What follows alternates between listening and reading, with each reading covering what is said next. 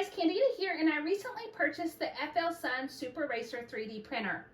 I love the fact that it's been so incredibly easy to use because I purchased this as a gift for my son. It comes with a user-friendly touchscreen interface that actually supports 8 languages, and it has a simple assembly process, so we were up and going within just a few hours. Now, as you can see on top, that's where the 3D filament roll sits, and it feeds in through the top.